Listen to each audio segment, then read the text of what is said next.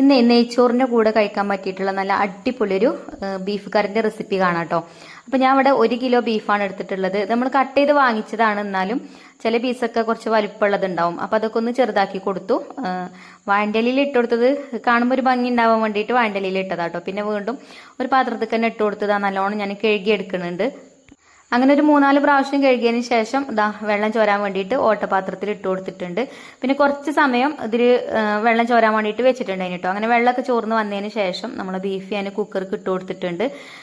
പിന്നെ അതിലേക്കുള്ള മസാലപ്പൊടികളാണ് കേട്ടോ ഇട്ട് കൊടുക്കുന്നത്. മുളക് പൊടി, മഞ്ഞൾപ്പൊടി, മല്ലിപ്പൊടി, ഗരം മസാല പൗഡർ, ഇത്രയും മസാലപ്പൊടികളാട്ടോ നമ്മൾ ചേർത്ത് കൊടുക്കുന്നത്.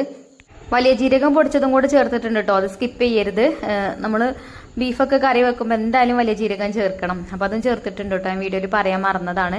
പിന്നെ കല്ലുപ്പൊക്കെ ഇട്ട് കൊടുത്തു. അതേപോലെ കറിവേപ്പിൻ്റെ ഇല ഇട്ട് കൊടുത്തു. പിന്നെ കുറച്ച് വെള്ളം ഒഴിച്ചു കൊടുത്തിട്ടുണ്ട്. നല്ലോണം തിരുമ്മി കുഴച്ചെടുത്തിട്ട് നമ്മളിതാ വേവിക്കാൻ വേണ്ടി വെച്ചിട്ടുണ്ട്.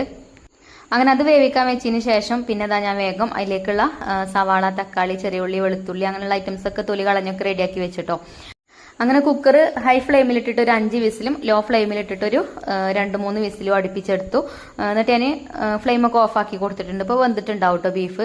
പിന്നെ ചില ആൾക്കാരെ കുക്കറിന് പിന്നെ വേവിലൊക്കെ വ്യത്യാസം വരും. അപ്പോൾ അതൊക്കെ നിങ്ങൾ എങ്ങനെയാ വെച്ചാൽ ചെയ്യുക. പിന്നെ ഞാനിവിടെ അടുപ്പത്ത് ഒരു മൺചട്ടി അടുപ്പത്ത് വെച്ചിട്ടുണ്ടായിരുന്നു. അതിലേക്ക് വെളിച്ചെണ്ണ ഒഴിച്ചു കൊടുത്തു. പിന്നെ ചെറിയ ഉള്ളി തൊലി കളഞ്ഞ് കഴുകി വെച്ചിട്ടുണ്ടായിരുന്നു. ഒരു പിടി ചെറിയ ഉള്ളി എടുത്തിട്ടുണ്ടായിരുന്നു കേട്ടോ. അപ്പോൾ അതിലേക്ക് ഇട്ടിട്ടൊന്ന് വഴറ്റി കൊടുത്തു. പിന്നെ ഇഞ്ചി വെളുത്തുള്ളി ചതച്ചതും ചേർത്ത് കൊടുത്തു. എന്നിട്ട് വഴറ്റി കൊടുത്തതിന് ശേഷം കറിവേപ്പിൻ്റെ ഇല ഇട്ട് കൊടുത്തു. പിന്നെ 2 സവാള കട്ട് ചെയ്തത് ഇട്ടിട്ട് അതും ഒന്ന് വഴറ്റിയെടുത്തിട്ടുണ്ട്. അപ്പോൾ ഇതിലേക്ക് ഉപ്പ് ഇട്ടാണ്ട് കുറച്ച് നേരം ഒന്ന് അടച്ചു വെച്ചിട്ടുണ്ടായിരുന്നു കേട്ടോ. അങ്ങനെ ആകുമ്പോൾ സവാളൊക്കെ പെട്ടെന്ന് വഴന്ന് കിട്ടിക്കോളും.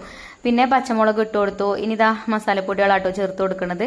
അപ്പോൾ മഞ്ഞൾപ്പൊടി ഇട്ട് കൊടുത്തു. പിന്നെ മുളക് പൊടി നമ്മൾ നേരത്തെ കുറച്ച് ചേർത്തതാണ് കുക്കറിൽ ബീഫ് വേവിക്കാൻ വെച്ചപ്പം. എന്നാലും കുറച്ചും കൂടെ മസാല വേണം, നമ്മൾ കറിയല്ലേ ഉണ്ടാക്കുന്നത്. അങ്ങനെ മുളക് പൊടി ചേർത്ത് കൊടുത്തു, മിക്സ് ചെയ്തെടുത്തു. പിന്നെ മല്ലിപ്പൊടി ഇട്ട് കൊടുത്തു. അതേപോലെ തന്നെ വലിയ ജീരകം പൊടിച്ചതും കുരുമുളക് പൊടിയൊക്കെ ചേർത്ത് കൊടുത്തിട്ടുണ്ട്. അങ്ങനെ മസാലപ്പൊടികളൊക്കെ ചേർത്ത് വഴറ്റിയതിന് ശേഷം 2 തക്കാളി അരിഞ്ഞതും കൂടെ ചേർത്ത് ഒന്നും കൂടെ ഒന്ന് വഴറ്റിയെടുക്കുന്നുണ്ട്. പിന്നെ നമ്മൾ കുക്കറിൽ വേവിച്ച് വെച്ച ബീഫ് ഉണ്ടല്ലോ, അത് അതിലേക്ക് ഒഴിച്ചു കൊടുത്തിട്ടുണ്ട്. കുക്കറിൽ അത്യാവശ്യം വെള്ളമൊക്കെ ഉണ്ട്, അത് കുഴപ്പമൊന്നുമില്ല. നമുക്ക് കറിയാണ് വേണ്ടതും. അപ്പോൾ ബീഫ് ഏകദേശം വെന്ത് തുടങ്ങിയിട്ടുണ്ട്. എന്നാലും ഇതിൽ കടന്നിട്ട് കുറച്ച് സമയം നല്ലോണം തിളക്കണം കേട്ടോ. എന്നാലുള്ള മസാലയൊക്കെ ബീഫിൽ നല്ലോണം പിടിക്കുള്ളൂ. അങ്ങനെ തീയൊക്കെ നല്ലോണം കത്തിച്ചു കൊടുത്തിട്ടുണ്ട്. ഇടയ്ക്കിടയ്ക്ക് ഒന്ന് ഇളക്കി കൊടുക്കും ചെയ്യുന്നുണ്ട്. അങ്ങനെ ലാസ്റ്റ് കുറച്ച് നാരങ്ങ നീരും കൂടെ ഒഴിച്ചു കൊടുക്കുന്നുണ്ട്. ഒരു അരമുറി നാരങ്ങ നീര് പിഴിഞ്ഞ് ഒഴിച്ചു കൊടുത്തിട്ടുണ്ട്. അപ്പോൾ നിങ്ങൾക്ക് കറിയിൽ ഇത്ര വെള്ളം വേണ്ടെന്നുണ്ടെങ്കിൽ കുറച്ചും കൂടെ ഒന്ന് വറ്റിച്ചെടുക്കാം കേട്ടോ. ഞാൻ അപ്പോൾ ഇവിടെ നെയ്ച്ചോറിൻ്റെ കൂടെ സെർവ് ചെയ്യാനാണ് ഉണ്ടാക്കിയിട്ടുള്ളത്. അപ്പം നമുക്ക് കറി ഇത്ര വേണം. അങ്ങനെ നെയ്ച്ചോറൊക്കെ ആയി. പിന്നെ നമ്മുടെ ബീഫ് കറിയും പപ്പടവും ചമ്മന്തിയൊക്കെ കൂട്ടിയിട്ട് ചോറൊക്കെ കഴിച്ചു.